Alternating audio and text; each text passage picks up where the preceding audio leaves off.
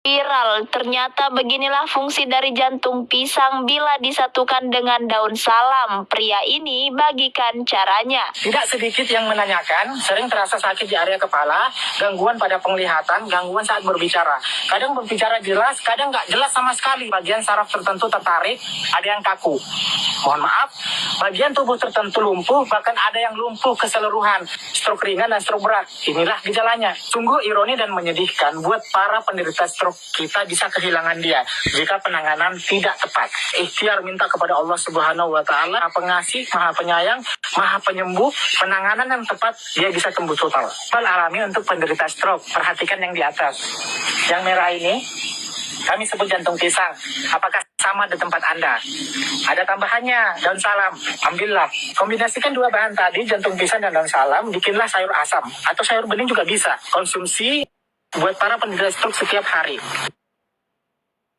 Hoax itu nggak benar, jangan dibuat saudaraku. Apapun jantung pisang Anda konsumsi dan berapa lembar pun daun salam Anda buat, kombinasikan, tidak akan mampu mengatasi stroke tadi. Melihat video ini, bagikan kepada saudara, teman, kerabat kita dimanapun mereka berada.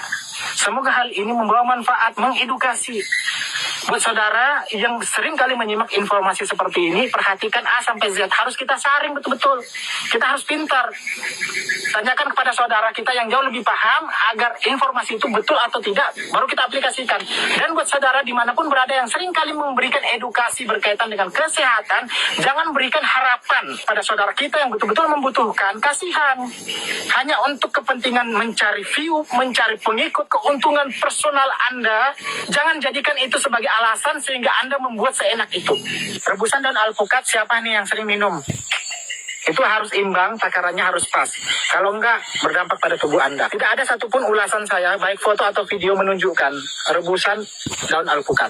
Meski saya paham, manfaatnya luar biasa, mampu mengatasi berbagai macam penyakit masa dalam tubuh. Penyakitnya kita itu dalam menyimak, sering kali men-skip. Hanya mencari bahannya saja, enggak mau memperhatikan detail takaran proporsi yang benar.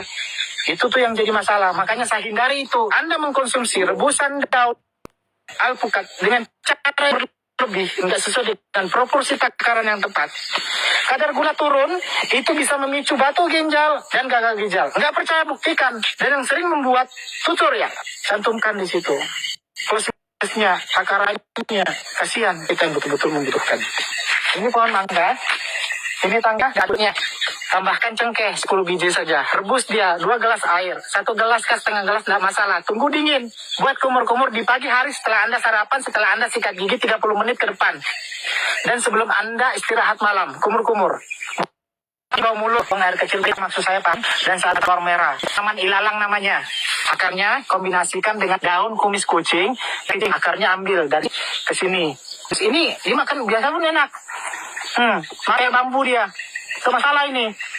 Untuk asi yang tadi, dalam sehari 2 kali saja, pagi dan malam sebelum rehat, bisa mengatasi radang jantung kemih. Dan juga kalau anak demam tinggi, cukup akar ilalang saja. Segini, rebus, minumkan sama anak yang demam tadi. 2 gelas jadi 1 gelas. Cukup 1 kali saja minum, insya Allah tuh, kontan sembuh. Sekarang Anda siapkan blender di rumah, isi dengan air kelapa tua. Ingat ya, airnya, bukan isinya, dan kelapanya harus yang tua. Tidak sekedar itu, Anda tambahkan juga 3 kapsul habbatus sauda. Dari mana dapatnya Kak Rahman? Insya Allah, kalau Anda tinggal di kota, ada di apotek, tanyakan saja habbatus sauda, herbal, pasti ada, masukkan blender halus. Lalu diamkan, perhatikan airnya, ada yang jernih, ada yang keruh. Ambillah yang jernih. Cukup sampai di situ. Stop, jangan dulu buru-buru. Ambil kurma 5 biji saja.